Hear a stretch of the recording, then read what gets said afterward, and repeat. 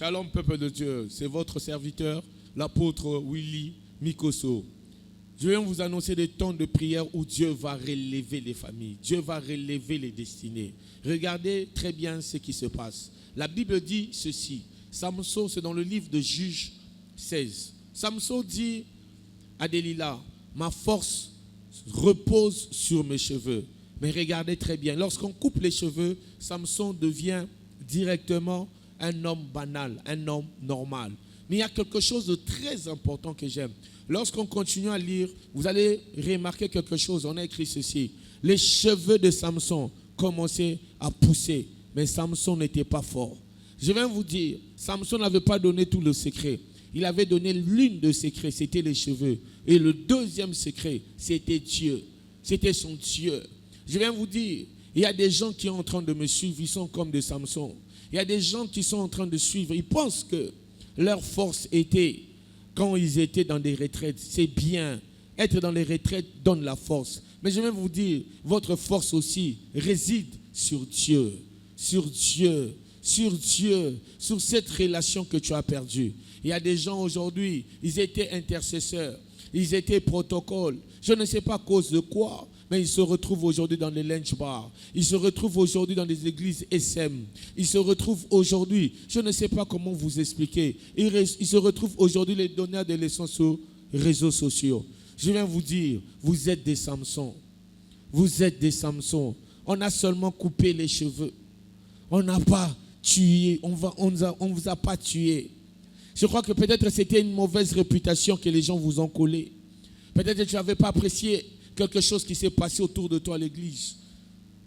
Tu as décidé de laisser tout. Non. Ce temps de prière va venir te reconnecter la relation avec Dieu et la relation avec l'église. C'est très important. Regardez, Jésus ressuscite. Il rencontre les femmes. Ils disent aux femmes ceci. Allez dire aux apôtres que je suis ressuscité. Allez dire aux disciples que je suis ressuscité. J'aime cela. La différence vient par là. Il dit ceci. Allez dire à Pierre aussi. Il ajoute Pierre. Il ajoute Pierre.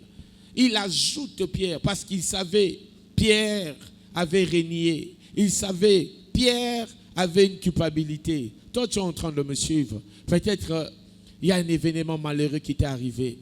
Peut-être on t'a engrossé. Peut-être il y a un scandale autour de ton foyer.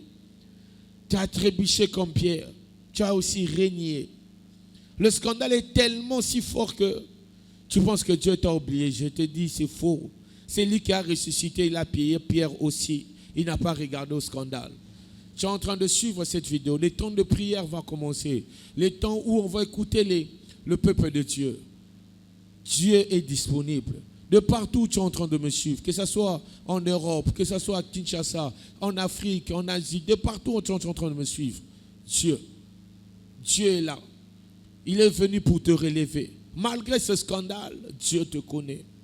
Malgré ce que les gens sont en train de dire, Dieu te connaît. Il y en a certains même, le scandale est allé très loin. C'est sorti même sur les réseaux sociaux.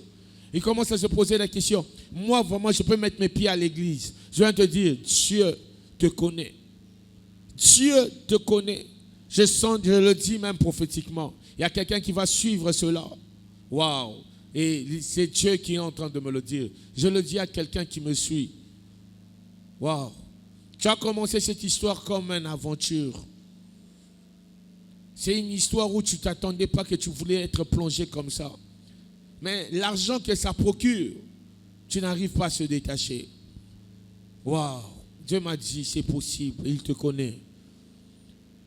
Pour finir cela, je vais vous dire quelque chose. Les sacrifices de l'Ancien Testament couvraient les péchés. Le sacrifice de Jésus est venu effacer les péchés. Je viens te dire, approche-toi de Dieu.